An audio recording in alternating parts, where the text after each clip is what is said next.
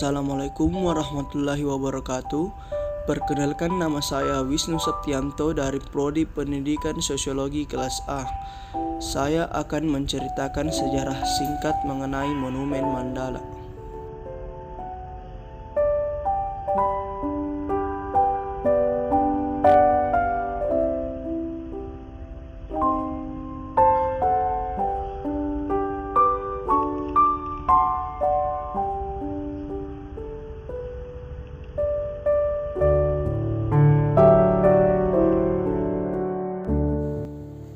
Monumen Mandala Makassar merupakan salah satu objek wisata yang terdapat di kawasan Makassar. Monumen Mandala Makassar adalah sebuah bukti monumental penghargaan dan kenangan abadi masyarakat Sulawesi Selatan terhadap perjuangan H.M. Soeharto yang pernah menjabat sebagai Deputi Wilayah Indonesia Timur dan Panglima Komando Mandala untuk pembebasan Irian Barat pada tahun 1966.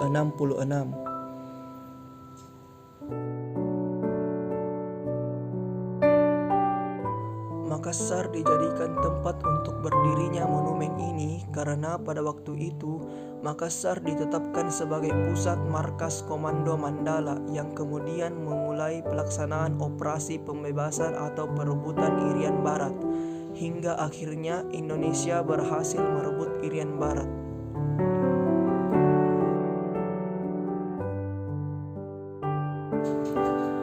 Pada tanggal 19 Desember tahun 1961, Soekarno mengumumkan pelaksanaan Trikora di alun-alun utara Yogyakarta. Soekarno juga membentuk Komando Mandala dan Mayor Jenderal Soeharto diangkat sebagai Panglima. Tugas komando ini adalah merencanakan, mempersiapkan, serta menyelenggarakan operasi militer sebagai upaya untuk menggabungkan wilayah Papua bagian barat dengan Indonesia. Adapun bunyi dari Tri Komando Rakyat yaitu 1. Gagalkan pembentukan negara boneka Papua buatan Belanda. 2. Kibarkan sang merah putih di Irian Barat tanah air Indonesia. 3. Bersiaplah untuk mobilisasi umum guna mempertahankan kemerdekaan dan kesatuan tanah air dan bangsa.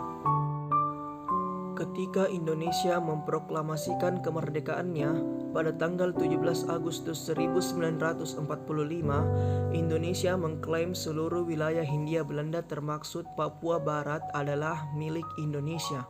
Namun, pihak Belanda menganggap bahwa Papua Barat masih termasuk dalam wilayah kerajaan Belanda. Papua pun langsung menjadi daerah yang diperebutkan antara Belanda dan Indonesia.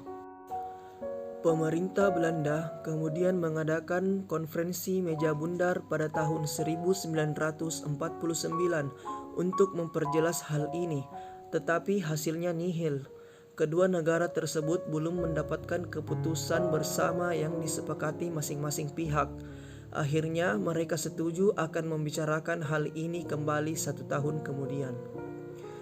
1 tahun kemudian, tepatnya Desember 1950, Belanda mengundang Indonesia ke Mahkamah Internasional untuk menyelesaikan masalah ini, tapi Indonesia menolak.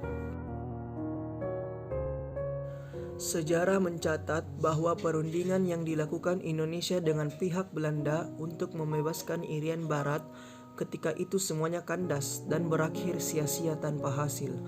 Akhirnya, jalan yang ditempuh pemerintah saat itu adalah dengan menggunakan kekuatan militer.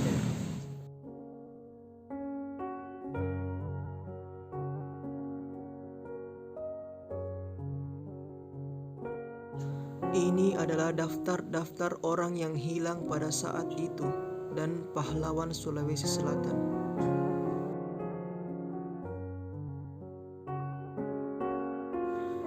Sekilas, Monumen Mandala ini terlihat mirip dengan Monas di Jakarta. Ukurannya dengan tinggi sekitar 75 meter ini melambangkan ketegaran, keteguhan, dan kekuatan para pejuang Trikora yang pada waktu itu dipimpin langsung Maijen TNI Soeharto melalui keputusan Presiden Soekarno pada tahun 1962. Pada dinding luar monumen direalisir kobaran api yang melambangkan gelora semangat untuk 18 membebaskan Irian Barat.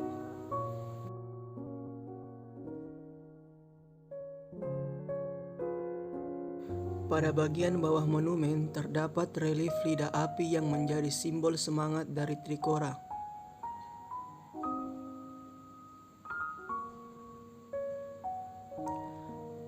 Sementara relief yang sama pada bagian atas melambangkan semangat yang tidak pernah padam. Selain itu, ada 27 patung batang bambu runcing sebagai simbol instrumen perjuangan fisik rakyat saat itu. Selain itu, di sini juga kebersihannya sangatlah dijaga. Di belakang Monumen Mandala terdapat panggung yang biasa digunakan oleh band-band lokal maupun nasional untuk menghibur para penonton. Panggungnya berhadapan dengan 3 tribun untuk penonton. Lapangan Monumen Mandala juga sering digunakan untuk kegiatan-kegiatan diantaranya seperti pameran. Ini adalah pemandangan Monumen Mandala dari atas panggungnya.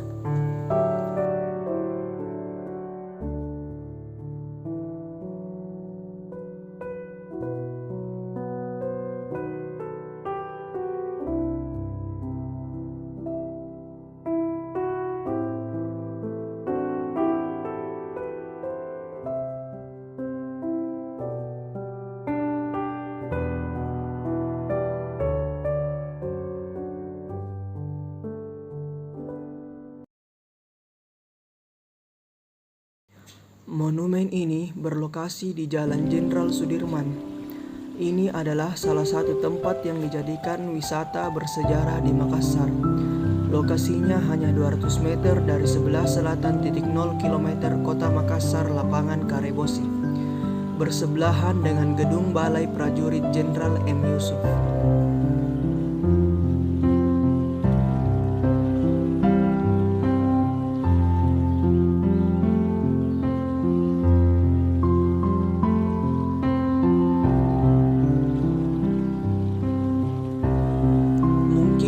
Ini saja yang bisa saya sampaikan, kurang dan lebihnya mohon dimaafkan. Sebagai penutup, ada potongan pidato dari Insinyur Soekarno mengenai pembebasan Irian Barat. Sekian dan terima kasih.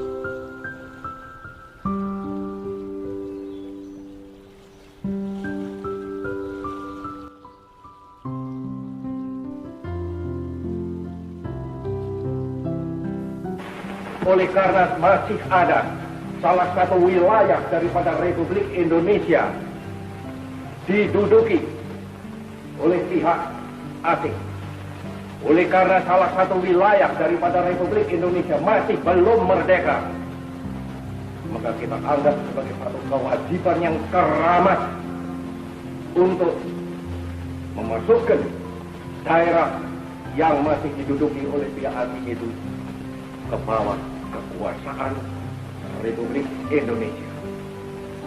Dan saya ulangi lagi, insya Allah subhanahu wa ta'ala, dalam tahun ini juga. Sebab itu adalah kehendak bukan saja daripada seluruh rakyat Indonesia yang berjumlah 96 juta orang, tetapi adalah juga satu keharusan daripada sejarah